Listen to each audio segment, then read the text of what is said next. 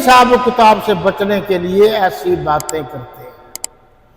یہ جی اگلی آیت نمبر جو ہے جی خیر سے جی یہ ہمارے 77 78 79 اس کا بھی خلاصہ تھوڑا سا آپ دیکھ لیجیے کہ تحریف کیسے کرتے ہیں۔ جیسے قرآن مجید میں ہے نا ما انا جی قل ان کنتم بشر، آگے چلتے انما انا بشر مثلکم،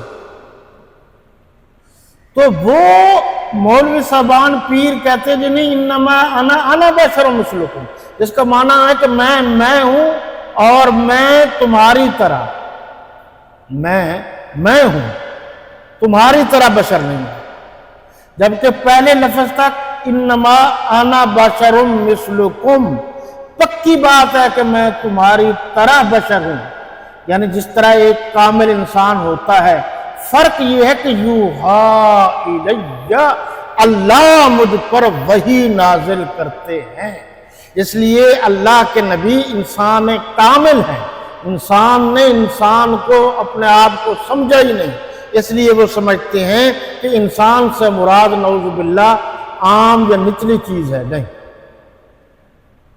فرشتوں سے بہتر ہے انسان بننا، مگر اس میں ہوتی ہے محنت زیادہ۔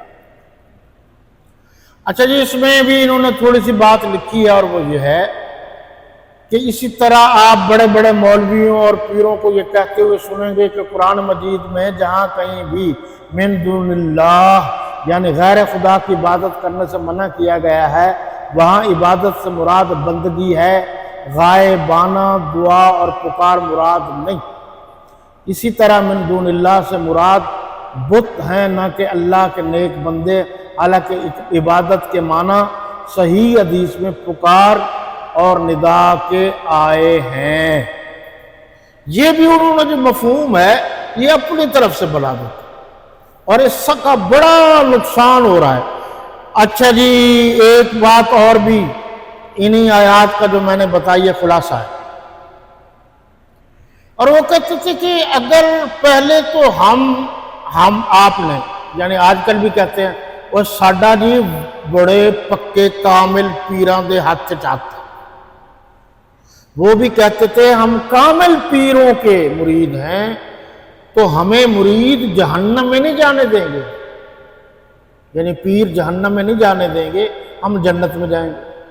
پھر وہ ان کو دلاسا بھی دیتے تھے، کہتے تھے کہ پہلے تو آپ جائیں گے نہیں، ہمارے ہاتھ میں آپ کا ہاتھ ہے۔ یوں بات کرتے ہیں جیسے انہوں نے نعوذ باللہ من ذالک جنت خریدی ہوئی ہو۔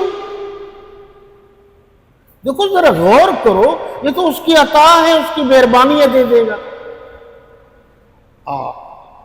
آپ کی توجہ ہو تو بات کر رہا ہوں، آپ کے اور میرے اور ہمارے پیروں ولیوں سب کے بارے میں جنت کا فیصلہ ہونا ہے،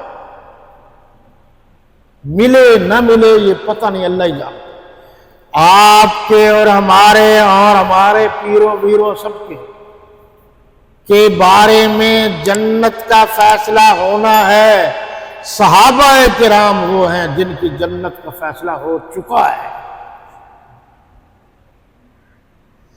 اور وہ اب بات کرتے ہیں صحابہ کرام کے بارے میں جن کے بارے میں جنت میں جانے یا نہ جانے کا فیصلہ ہونا ہے۔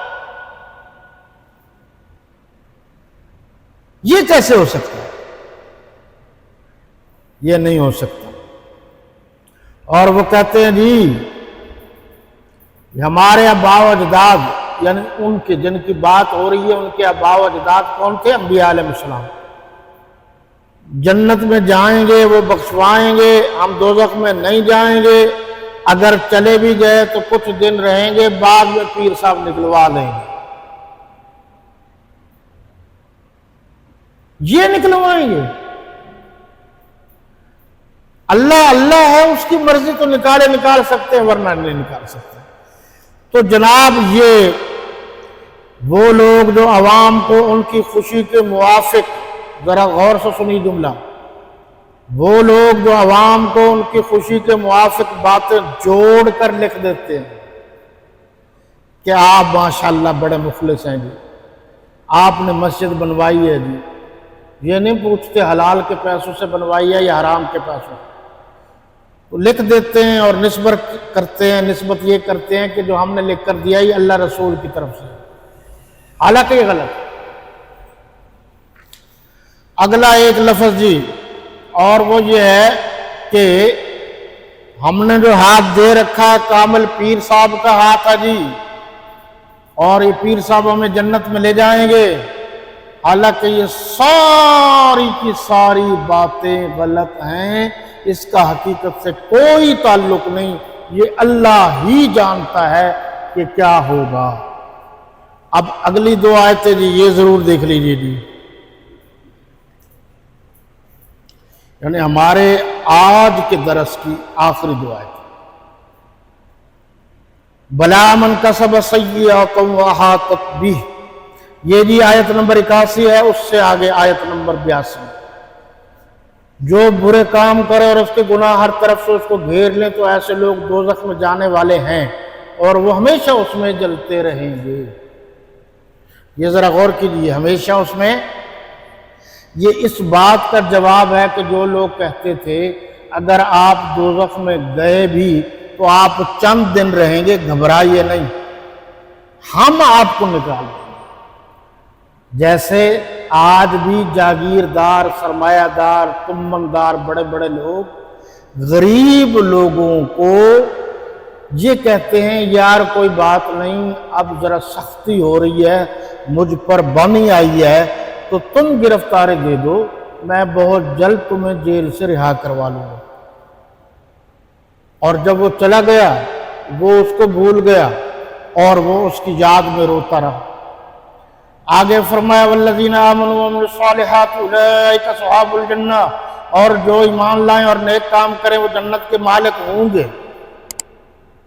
یا لفظ بھی اس نے مالک کہا، یعنی مالک کو کوئی نکال نہیں سکتا جنت سے، سمجھ آئیے بات؟ مالک کو کوئی جنت سے نکال نہیں سکے گا نا، عارضی ہوگا تو نکل جائیں گے۔ تو اس لفظ پر آپ تھوڑا سا غور کریں، پھر دیکھیے جی یہ صفحہ نمبر 18 ہے، والذین آمنوا، پہلی دو سطریں، وعملوا الصالحات اولئک اصحاب الجنہ ہم فیہا خالدون، وہ ہمیشہ ہمیشہ جنت میں رہیں گے۔ اور پھر آپ پارہ نمبر 11 سورہ توبہ کی آیت نمبر 100 کو دیکھیں، والسابقون الاولون من المہاجرین والانصار والذین اتبعوهم بإحسان رضی اللہ عنہم ورضوا عنہ وأعد لهم جنات تجری تحتها الانہار خالدین فیہا ابدا۔ یعنی یہاں کی بات کی وہاں اور مختلف جگہ پر تشریح ہو گئی کہ صحابہ کرام تو وہ ہیں جو ہمیشہ ہمیشہ جنت میں رہیں گے۔ خالد، خلد بری جسے ہم عام طور پر اردو میں کہتے ہیں، ابدا عربی کے قاعدے اور ضابطے کے مطابق 2 مرتبہ ایک لفظ آئے اور جس کا مفہوم ایک ہو اس کا مطلب ہے یقینی بات ہے، اس میں شک نہیں۔ تو خالدین فیہا ابدا، اور آگے تو ہے نا ذالک الفوز العظیم، تو یہاں یہ بات بتائی گئی کہ ہمیشہ ہمیشہ شک کی گنجائش ہی نہیں، ہمیشہ ہمیشہ جنت میں رہیں گے۔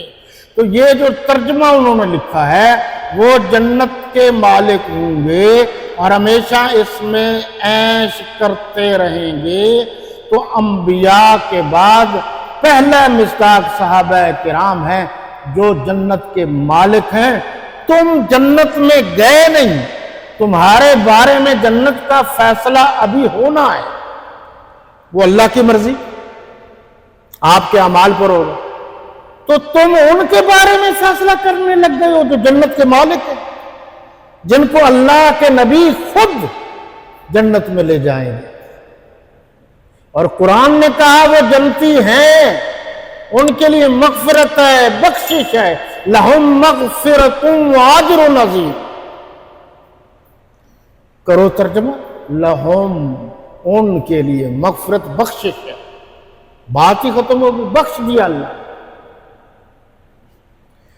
یہ وہ کلاس ہے، یہ وہ صحابہ کرام کی وہ کلاس ہے کہ آخر میں امتحان لینے کے بعد، جیسے کلاس کا امتحان لیا جاتا ہے، امتحان لینے کے بعد اللہ نے فرمایا میں نے آپ کے دلوں کا امتحان لے لیا ہے، رضی اللہ عنہم ورضوا عنہ، ہم ان سے راضی ہیں اور یہ ہم سے راضی ہیں، اور یہی یعنی صحابہ کرام جنت کے مالک۔ باقی پھر صحیح اللہ آپ کا، میرا اور تمام مسلمانوں کا حامی و ناصر ہو۔